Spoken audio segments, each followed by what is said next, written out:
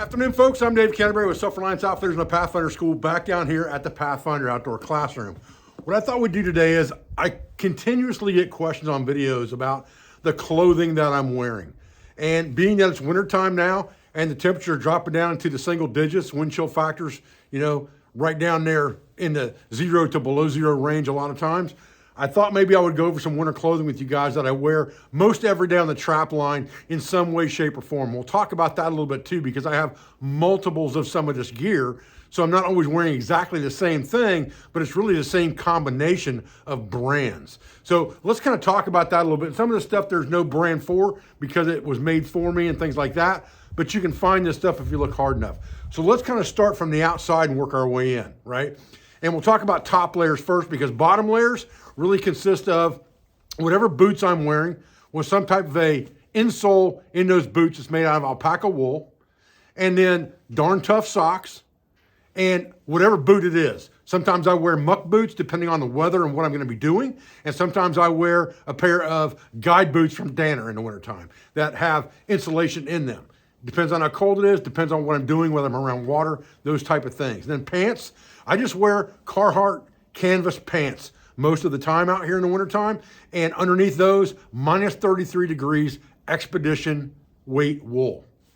Ex officio underwear, just like we talked about in the last clothing video we discussed, okay? Minus 33 degrees has been the brand of base layer stuff that I've worn for years, and it's never, ever let me down. Darn tough socks have never, ever let me down. I've never worn a pair out. I have about 8 or 9 pairs of them now because I've been given some pairs at shows and things like that. I initially bought like 7, so I'd have 1 pair for every day of the week. I'm kind of a minimalist that way, or at least I'd like to be. But at the same time, I get given gear sometimes at shows and things like that. So I've got a few extra pairs of those darn tough socks. Okay, so to that end, we're going to talk about the upper stuff because that's what I get the most question about. Now, on my hands, I've just got a pair of military wool gloves. Rothco brand, whatever brand you can find that is 100% wool. That's a military style glove. Sometimes I have green ones, sometimes I have brown ones, sometimes I have black ones. I have 4 or 5 pairs of these things in different places, in different jackets, things like that. So I've always got a pair handy when I need them. And then if it gets extremely cold on my hands, especially if I'm on the 4-wheeler or something like that, cruising the trap line, I have a pair of handmade beaver and deerskin mitts that are lined on the inside. All right, and I wear those over the top of these inserts, especially like I said, if I'm driving the 4-wheeler or something like that, when your hands are really gonna get cold, I'll wear these. Or if I'm sitting still in cold weather, something like that, in a hunting situation, then I'll put these on so I can take them off pretty quickly when I need to. They're easy enough just to pull off, and they hang around my neck with a leather cord. So that takes care of my hands. All right, I'm gonna take these off real quick so we can kind of strip this down a little at a time here.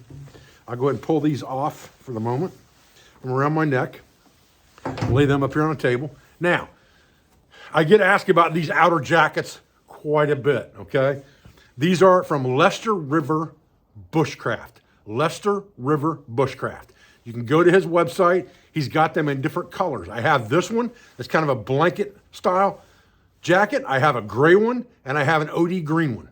I switch between them sometimes, but I've been wearing this one more times than not lately. But they're all the same. They're all a field jacket made of 100% wool from Lester River Bushcraft. What I really like about these is they have really heavy duty snaps on them. I've never, ever torn one out or torn one up. And on the inside of this coat, you have lots and lots of pockets. You have an upper pocket here that's got a flap. You have a zipper pocket here.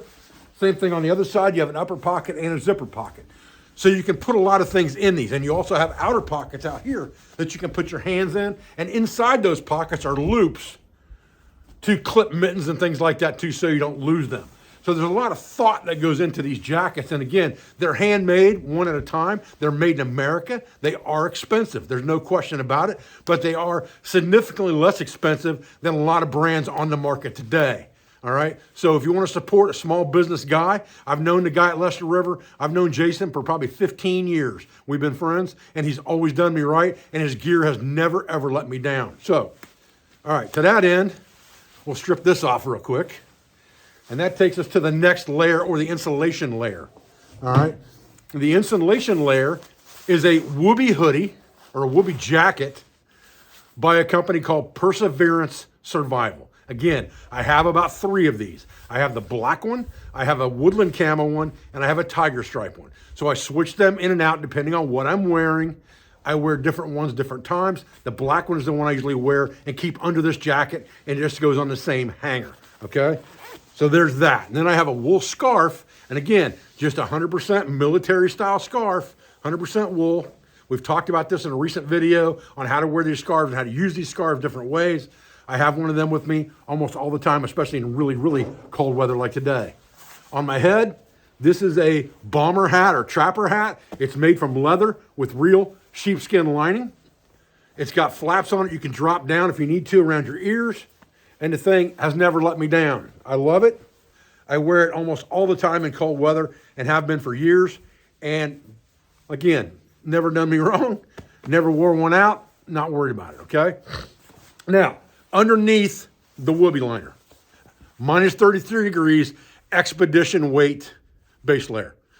Again, minus 33 degrees, company I've been working with for a lot of years. Never let me down. I've never wore one of these things out. I've got like 3 of them, 2 black and 1 OD green. One of the black ones is probably at least 3 years old because most of that stuff burned up in the fire. But before that, I had one for probably 6 or 7 years and never even wore a hole in it. So I love them.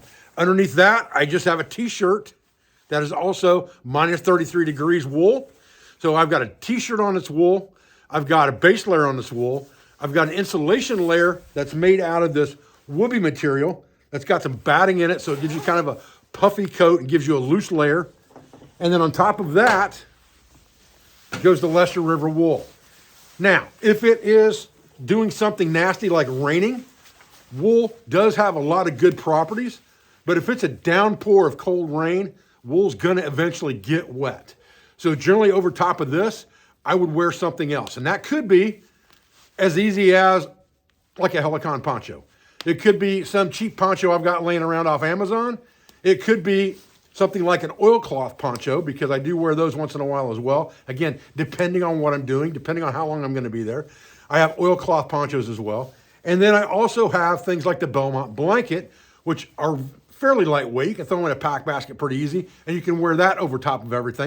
The oilcloth watch coat, that's a very good example because it's something you can throw to the top of this thing as a layer. It's big enough to go over the top of everything and still be a jacket, still give you all the freedom of movement you want. And that's a really, really good option that I like carrying out on the trap line with me in case of inclement weather.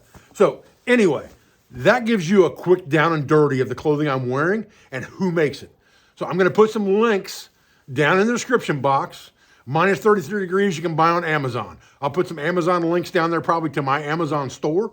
I'll put direct links to Lester River Bushcraft. I'll put direct links to Perseverance Survival. And there's no kickback to Dave on those links, okay? Those links are straight to the site, no discount codes, none of this influencer BS. It's just straight up, here it is. Whatever he charges, that's what it is. I'm not getting a cut of it. I don't want a cut of it. I want to support in 2024 as many U.S. small makers as I possibly can, especially ones that I've been working with for a lot of years. Okay, guys, well, listen, I appreciate you joining me out here today for this quick video on my winter clothing and how I wear my layering system out here, even on the trap line and things like that when I'm actually driving a machine, which obviously you know that if you drive a machine, a snow machine or four-wheeler or anything like that, it's a whole lot colder when you're doing that than when you're just walking. So you've got to be prepared for that if you're going to be out for any length of time at all. I appreciate your views. I appreciate your support. I thank you for everything you do for our school, for our family, for our business, all of our sponsors, instructors, affiliates, and friends. And I'll be back with another video as soon as I can, guys. Thanks.